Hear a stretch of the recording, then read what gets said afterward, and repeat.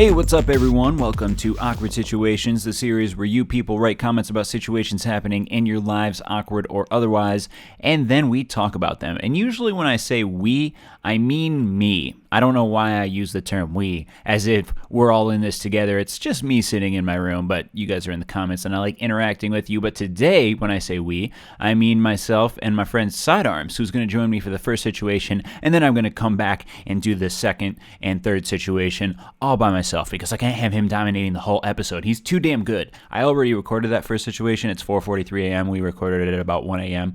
And he is very good at talking about things when he's in a one-on-one scenario. So I really appreciated having him on. I think you're going to like the first situation with him.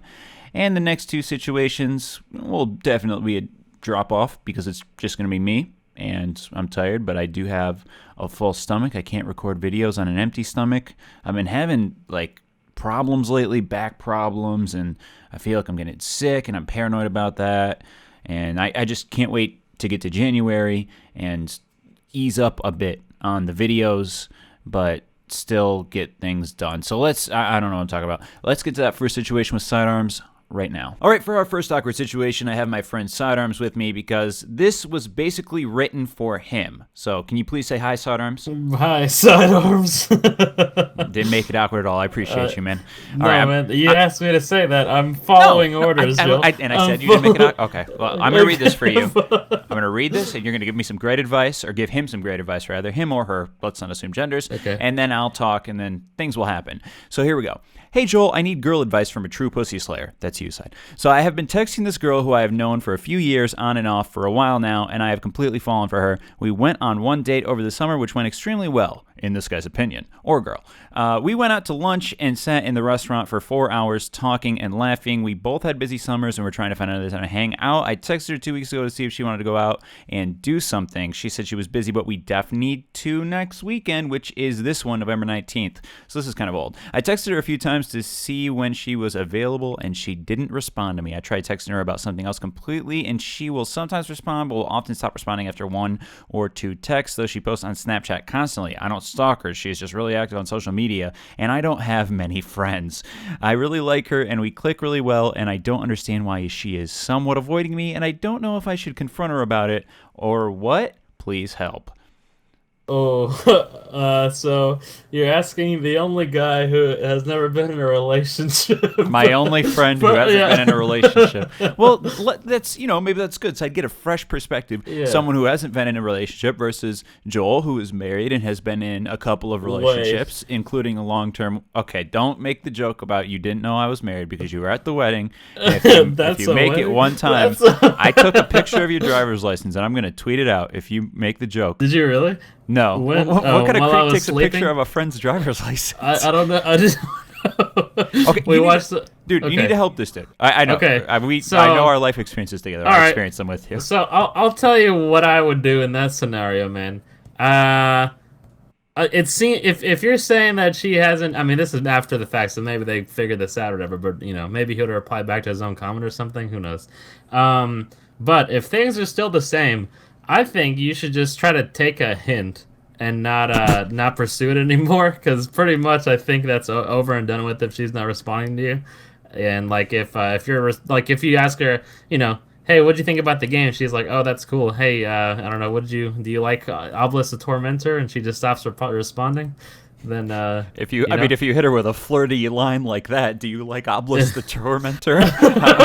I mean, that's a real panty dropper. Well, I was using that as a you know what I mean, like how he was saying he would text her back, and then she would reply once and then stop. The line that really gets me. We def need to next weekend. That's a go-to line for, and I mean, this could be interpreted a couple different ways, because you could say, oh, Joel, I say that to people, and I actually do hang with them next weekend. But sometimes real-life friends will text me and will say, oh, we need to, I actually have an example. I want to hang with my friend Matt Moti. And he said, we need to get together. And I was like, we totally need to get together. And I said, we need to get together soon.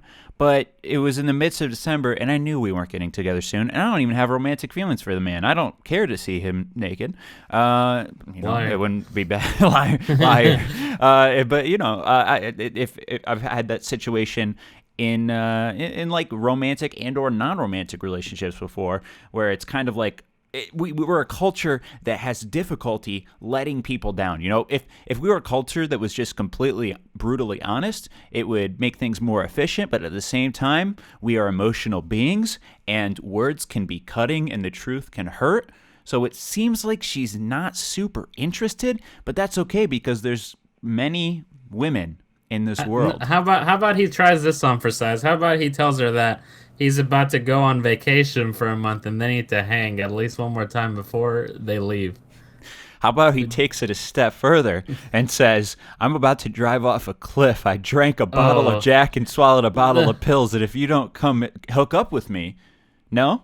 That's terrible. What can he say? Maybe he can say like, hey, I've been man. I don't know how to word this. But I don't want him to like seem desperate. Like I want him to, because this seems like a person with, you know, a good reputation, chill dude, and just, I don't want him to be like, hey, I'm that creepy guy. You don't want to be that guy that's like, please hang out with me. If you ever have you ever on the subreddit Sad Cringe? I think, you're always on the weird subreddits. I only browse funny, and today I learned. I only browse 9gag. I don't know if it's Sad Cringe, but there's one subreddit where girls post these really like creepy messages from guys that are like. There was one quite literally 33 imager photos. This girl created an entire album of one conversation before so this dude who she said she like went to church camp with him once or something, and in like the 8th grade, and she was a 22-year-old or some shit like that, and he messaged her on Facebook, sent 33 imager picture album. What I don't know how to quantify the length, but obviously if it takes your 33 pictures in an imager album, it was many messages. So so 33 screenshots. 33 screenshots. Yeah, before she responded, because he sent it at like from like 2 a.m. to 7 a.m. or 8 a.m. whatever. He was sending these messages and like saying a bunch of like to just have a long. I mean, obviously this guy probably won't go that far, but long story short, you don't want to be the creepy dude. Yeah, you're right. I think. Maybe just ask her one more time, because he said it in the message, though, if you were paying attention. He said he fell for her after that first date. I never pay attention. I do this series as a means to talk about myself. I don't even pay attention to what they say. The truth comes out, guys. Some people think it's an advice series. It's just a way for me to talk about myself, but it's like a ruse. It makes it look like I'm helping people. I'm just selfish. No, he said he fell for her, so maybe he tries one more time, be like, hey, there's this cool restaurant I know. Do you want to go out or something? Is that a stupid way to ask someone? Joel, how about you tell me? No. Okay, tell me what to do, Joel. You put something on the table, and I'm going to make a cake. You put the ingredients down, and I'm going to bake this cake with what you said. If you hit her with a date, if you say, hey, I got a couple of dates for you. There's this restaurant I really want to go to. It sounds really good, or this movie I really want to go to. Even though I don't advise movie being a first date. Movie. He needs to create an event that he wants to happen. I mean, mini golf isn't an event, but if it's an event like I really want to try this restaurant, or I really want to see this movie, say, hey, here's like 3 dates that work. Do any of these work for you? Or you can just be. I like to tell people. By the way, I'm like really passive and kind of a bitch, but I like to say to people, Cuck. No. I like to say to people, you can be honest with me, because everyone would prefer to be honest. You're probably, I mean, if she lets you down by being honest, she was honest with you, so you need to give her props for that, and not like do the sad cringe thing and be like, please fucking love me. Just say like, thank you, I respect you for being honest. I say, please be honest with me. If you don't want to hang out with me, I totally understand, and it's cool, and we can go our separate ways. But I think even that's a little bit to that sad cringe. God, yeah, the line is so, because please be honest with me if you don't have time, like, please. Like, don't feel bad to say no. This is what I would say. That's a good one. Don't feel bad to say no. Thank you for see, like, you've never been, you have like this great like common sense that I love when you share with me like this, because that is you took something that I was saying that didn't make, like, that would have been sad cringe, and you turned it into the right thing to say. So say, I want to either go to this restaurant or this movie. I have 3 dates for you.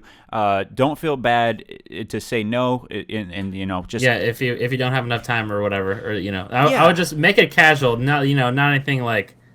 Because chill. Here's what you want. Like, I don't want you to psych yourself out about this, because it's probably high school and it really won't even matter once you graduate. But you, like, literally, this stuff is the most important thing at the time, and then when you're beyond it, it seems like it was laughable. But you don't want to, like, have the reputation of, because a girl tells another girl, hey, that guy creeped me out, and by talking this way, and it seemed desperate, and so on and so forth, it could spread like the plague. You don't want to be the disease of relationships. So tread lightly, really think about what you want to say. That's the great thing about social media. You can type out your thoughts and think them over. But yeah, I think I think that's pretty good advice. Yeah. See, at first I thought we were not going to be able to help this guy because we were being idiots. But I don't even try to help him. Towards the end, we actually, like, gave him some pretty good advice, I feel like. I appreciate you so much, and thanks for joining me, man. Yeah, man. Next situation. Hey Joel, I'm 16 and this is a bit out of the ordinary, but in school I used to be a loud, annoying dickhead when I was in class, at least from the teacher's perspective, and out of class I wasn't at all socially awkward and could talk to people normally, but now this has changed and it's really starting to bother me. So basically now I have a huge problem with my face turning red in different situations. I don't mean like blushing, embarrassing situations, I mean all the time for no reason at all. My face turns bright red in front of people, even if someone mentions the word red in face in the same sentence, and even if it's not directed at me, it still happens. My friend for 5 years asked me at the table in school where my tie was, and I went completely red for no apparent reason. Everyone points it out, especially my friends, and it's turned into a joke, and I'm no longer the person I was. Please help. Not just Joel. If anyone took the time to read this, I would appreciate your advice. I mean, I would like your advice. I substituted his word like for appreciate. I'm a dick. Well, I Googled this issue for you, man. I'm sure you've Googled it as well, but just to share with the audience, it seems that a lot of other people have this issue. That's the good news. The bad news is there's no apparent way to fix this. I'm sure there's a couple of treatments. The main thing I see is anxiety, issues with anxiety, and at least if it's not the cause of the issue, it's certainly compounding the issue, making it worse, because it's some type of mental trigger for you when you're hearing these words, and it's just this roadblock almost that you can't get beyond.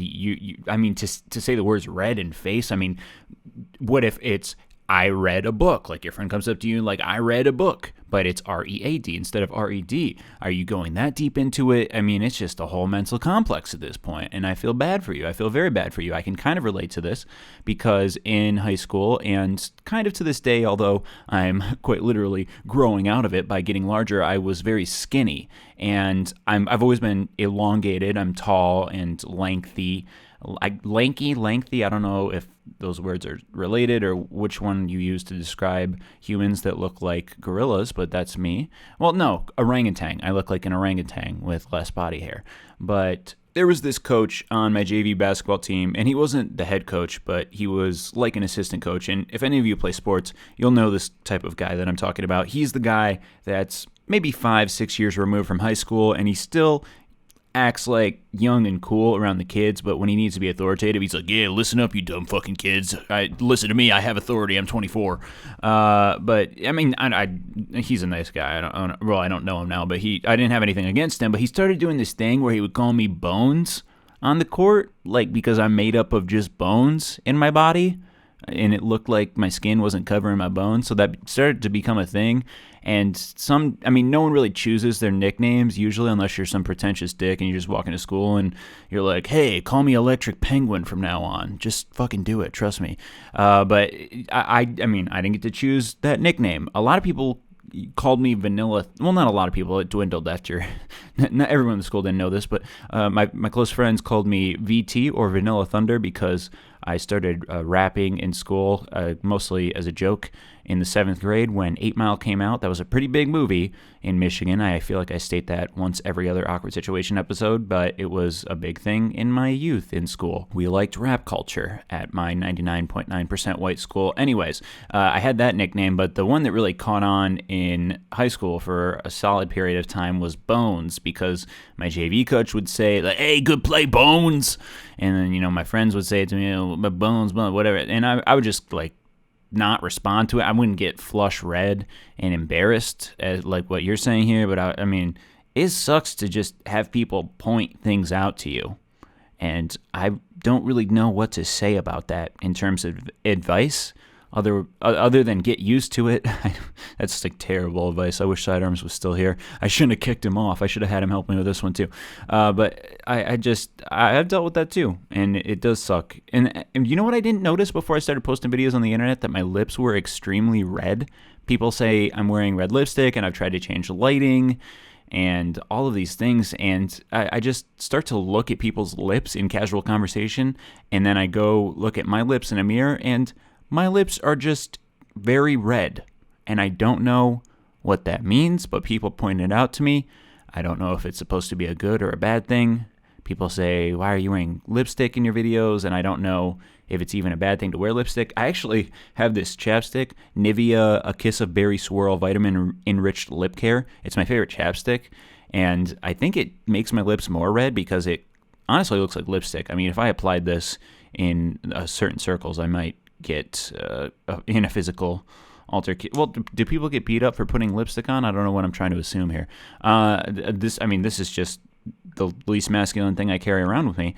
But it tastes so delicious. I mean, just so great right on the lips. And I think it makes my lips even more red. So it's like I don't care in a way. But I guess I still do care, because sometimes in YouTube videos, people point out that I have extremely red lips. And I'm like, why? What the fuck? Why do you notice that? I didn't even notice that before I was on YouTube. So I just want to I want to like be there with you, man. Like solidarity wise, other people deal with this.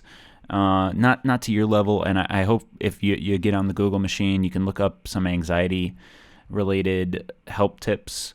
Maybe talk to someone about it if it's that big of an issue. But I don't know what the relevancy is about you being a dick to the teachers. You actually comment on my videos a lot if you're watching this, and you seem like a pretty decent guy. But you know, who knows? I always wonder if I have a YouTube commenter who has like killed someone, or has done some really fucked up shit, or I always think about it because I have like a decent amount of views on the website. Has a celebrity ever seen my video in, maybe on accident, maybe like someone pulled it up on their phone, or like I want to know who the most famous person is to watch one of my YouTube videos and who the most sadistic, messed up person is to watch my videos. I don't want to maybe necessarily meet either of those two people in real life. I'd just like to know. Hey, let's move on to the last awkward situation, number 3 right now. Last awkward situation, I've got an awkward situation for you. My girlfriend was at my house the other day, and the night before I had watched The Wolf of Wall Street because I love that movie. I also love that movie. Anyways, later I looked up nudes of Margot Robbie because, do I have to explain myself? My girlfriend is self-conscious about her body, and I forgot to delete my search history, and she was using my phone, and then she saw it, got mad, gave me the silent treatment, and I really had nothing to say for myself. What should I do to make her feel better and get myself out of the doghouse? This is tricky because I can't be in your relationship for you. I don't know what her temperament is. I don't know what your temperament is.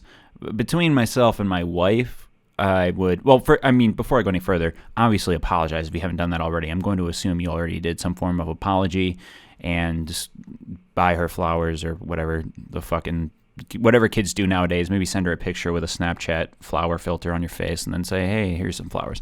If that's a thing, I don't Snapchat. But I mean, it's hard because this varies from case to case. I don't know if my wife would get mad about that. I'm pretty sure she would not get mad about that, but it would be kind of weird. It's like an etiquette thing. I don't like Instagram models' pictures. I mean, I don't look at them anyway. It's just not a general interest of mine. But, I mean, even if I did something like that, I just wouldn't like them out of some type of social etiquette of not wanting my wife to see that, because I think about her feelings. You know, when you're in a relationship, you think about another person's feelings, and I don't think that you thought your girlfriend was going to look at your phone, which is very fair. When I look at sketchy shit on my phone, I make sure I use private browsers, incognito browsers, or browsers I know that don't save history.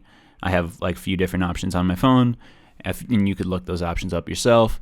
And I'm always sure to delete all the previous browsers that I had open so I don't accidentally open up Google Chrome to look up how to spell the word avocado with a random group of friends, and then they see that, Joel, you were watching mature porn. That's pretty cool that you're at the point in your life when you feel like you can only watch mature porn because it's what you can relate to, being so far away from your youth. Anyways, I always try to keep it incognito and just be conscious of stuff like that. I mean, this is all tips for the future. You're asking for what you should do now, but I mean, again, it's mostly just apologize and then hope she understands. I don't know, like, what, I guess I should say, hey, what can you say to me, Joel, to make her not feel so self-conscious? I would explain to her that as men, oh man, this I don't know if this is gonna be good advice. I always think I'm thinking about what I'm saying, and then I'm also thinking about how dumb it is as it comes out of my mouth. But if I can just be honest, I'd say, listen, girlfriend, as men, we would see any woman naked if possible. I don't care how old she is. If you point to a woman and you tell me, do you want to see her naked? I'm probably going to say yes. And I don't know if girls feel the same way. I'm not part of the girl physiology. I cannot explore that world to its fullest depths. But as a man, I just have to say that, I mean, in general, outside of my family and people who I see as family, I'm interested in seeing women naked. And Margot Robbie looks great naked. I also think my wife looks great naked. And I like my wife's personality. And I like a lot of things that I don't think Margot Robbie could provide for me.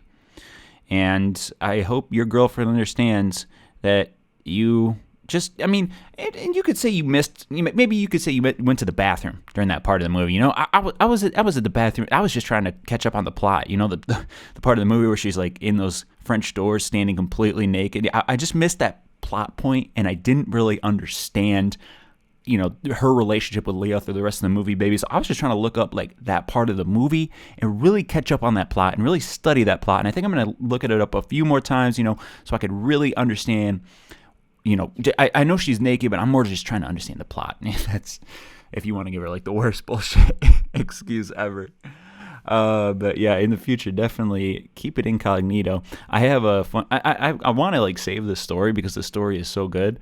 But, and I know this person watches the video. Oh, man, I'm just going to save this story. I had a good story that kind of relates to this, but I'm going to save it because it's from a person that I'm very close to, and I would want to get his permission, in a sense, to share this story, even though I'm not using his name. I don't want him to be, I don't know if he knows I know this story. Now I'm just doing that thing where it's like, I want to tell you something cool, but I can't tell you something cool, and you just want to hear it. Whatever. You know, I don't want to tease you guys.